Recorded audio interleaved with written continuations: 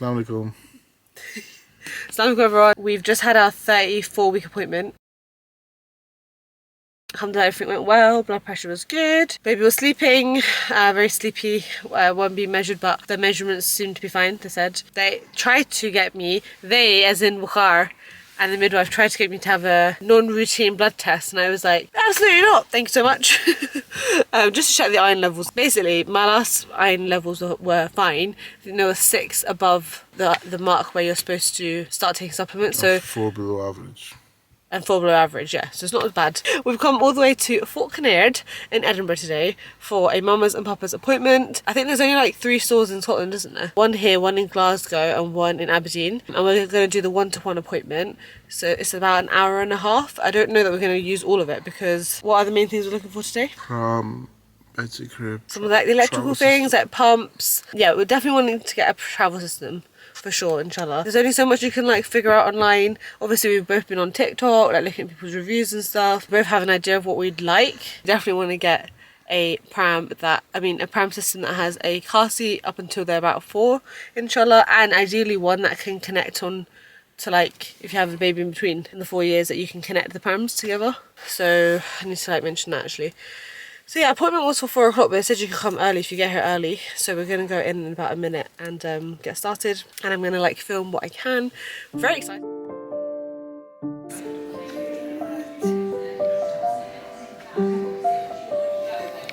With the handle, see how this is more rounded? It's more squared off and then it's a lot heavier. So see this bar at the bottom here? It has a battery pack that you attach to it, and then you just download an app on your phone and you control it from your phone as well. So you can have it in rock mode, which literally just rocks your wheels back and forward like that. So how does that feel? I mean, it's a beautiful pram. This is the Smyths. It's not the Prams, which is what Waqaar's seen, but it is beautiful. Like, it's very aesthetically pleasing. And then they said this is the top seller. And then they said that the second top seller is the eye candy in peach, which is the one that Molly May has got. It is really cute. I don't think I like this colour as much though. I think I prefer the newer colour that they've got. I don't know if these guys have it, but that is the second one. And the good thing about the eye candy one is that they have the attachment. I quite like how these wheels are not massive. So what I like about this one is the colour. Then you get a little window to see them as well. Girls, I'm absolutely gutted that basically from this point onwards the vlog is not usable in terms of audio because I recorded it in this stupid slow motion mode. So anyway, I'm going to talk you through what happened. I can't believe I did this, but it was such a lovely day. Anyway, I'm basically going around Mamas and Papas and just comparing the different prams, looking at the own brands, looking at the Bugaboo as well, which is very, very popular. But the main reason why we came here was to see the one that I liked the most, which was the eye candy, and the one that I liked the most, which is the Smyths Pram, which actually wasn't in this store. So after having a quick look at the prams, we looked at this bouncer. I'll talk about this in another video because we ended up getting this, even though TikTok told us not to. Anyways, then we came upstairs and had a look at their furniture, knowing full well that we were not going to be buying furniture from them. I think it's a little bit overpriced, to be honest, but it is very, very, very beautiful. And it's nice to just come and have like some inspiration for what a nursery room setup could look like. I also really wanted to check out the next to me cribs. I had one in mind, but it wasn't available here. So then we came into, I believe this is Smyths, to try and find the one that I wanted, which is the Tutti Bambini Luxe one. By the way, everything that we got for baby girl is going to be linked down below. So this is a basic version, which is actually the one I wanted in the first place, and then Waqaar was like pushing for the Luxe one. And to be honest, I'm really glad we got the Luxe one because you look at it every single day and it's a big part of life for the first 6 months, and you know it's going to be, inshallah, be able to be used again and again. Then here we are coming out of Fort Kinnaird and into Edinburgh Centre, St James Centre. There's Bump looking very bumpalicious over there. And then we're coming into John Lewis, who have an amazing baby section. And how cute are these hanging birds over here? So yeah, the customer service was really good. And they did have the Pram, so I didn't actually get footage of it, but the guy showed us how it works. It basically has a motor, it can self-rock, it can auto stop, all these things, but essentially it only comes with the base and the motor, and I think one pram attachment, whereas the eye candy just had a lot more for the money. And then I was having a quick look at like some possible other gift ideas, and then we went to look at the car seats. So the Joey Baby Spin is the one that we now have, but we got this like maybe 7-8 months into having our baby, and instead we ended up getting a car seat with our Prime deal, which we got online during Black Friday, and that did us fine for her like newborn to sort of 6-7 month stage. And now we have the Joey Baby Spin, which is up to 4 years, which is great. She seems really comfortable in there and really, really secure. It doesn't have a hood though, so I did like the fact that the newborn baby one does come with a hood, because we did use that quite a lot, especially when she was sleeping. And then I had a quick look at this pram. This is so beautiful, guys. This is probably my second favourite pram after the eye candy. It's called the Egg Pram. I don't know if that's a brand, but it's so stunning. Like look at the ergonomics of it. It's beautiful. It has like a faux sheepskin leather lining, and look at the green colour. Khaki is like my favourite. So I was just saying that if I wasn't so set on the eye candy Peach 7 in the shade brown, this was definitely a contender. It was expensive, like this is £1,500, which is more expensive than eye candy, but I was just showing like the quality is stunning. And guys, after being a mum for almost a year, this is the one thing that we really splurged on, was our pram. And I have to say, I'm so glad we did, because every single time I'm out for a walk with her with it, it's so comfortable to push, it's so functional. I love it. I do not regret our purchase at all. Anyway, here we are. I don't know what we're saying. We're having some sort of discussion, and we're having Wingstop, because when in Edinburgh you've got to have Wingstop. We don't have it here in Dundee. And we munched and we feasted as much as I could at this part of my pregnancy, because my goodness, there was not a lot of room in there. Right, then I'm just showing you the little organisers that I got for the hospital bag, and I talk about that a little bit later on in the vlog.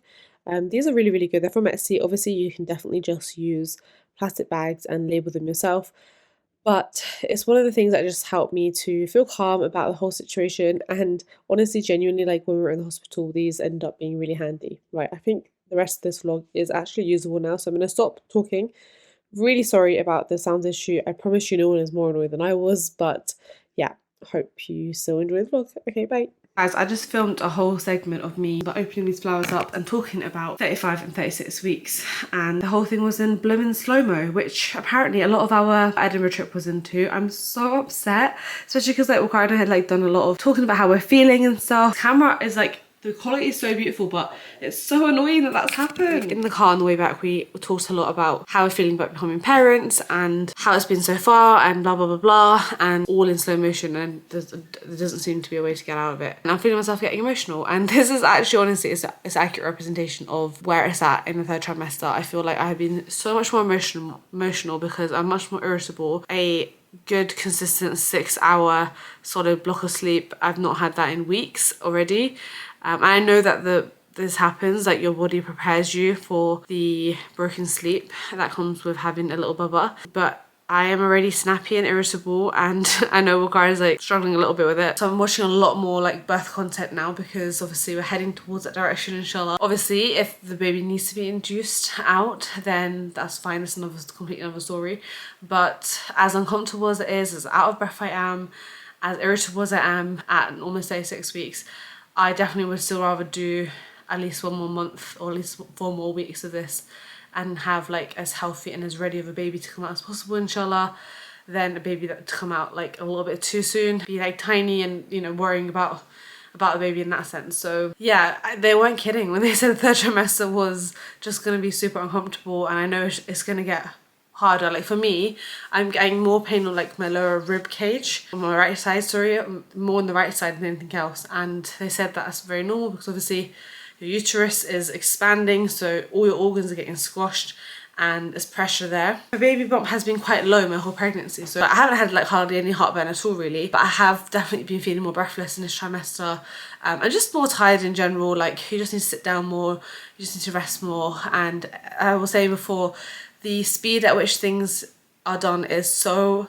much slower, and I think it's quite frustrating. Like, I did realise early on that I did need to give my body grace because it's growing a human at the end of the day, but I think when you're like at home most of the time, I'm still doing editing and stuff, so I'm still like technically working from home, but I'm not teaching, I'm not doing anything like that, so it can feel really frustrating that the things that I was able to just get on with easily before are just not doable and are just taking so much longer. I'm trying to like not stress about it, because at the end of the day, inshallah, in a couple of weeks baby will be here and my whole time will revolve around baby, and then I'll have even less time for all these things, so I don't want to waste this time as well. It's been really strange to like be pregnant whilst witnessing genocide as well. I know I've spoken about it in the last few videos, but like it's just unbelievable. It's unbelievable that we are like seeing an Akbar again. Every weekend we've been going to the marches, we've been going to protests. Obviously I've been trying to do my bit with social media and reposting Palestinian voices and everything. It's very emotionally challenging for anyone, and especially when you're pregnant, for sure. And if a few people that I have spoken to about my pregnancy, like a few of my, who I consider like mutuals and stuff, they're like, just make sure you're taking care of yourself. I'm like, yeah, I'm trying. But obviously now it's November, like nearly the end of November.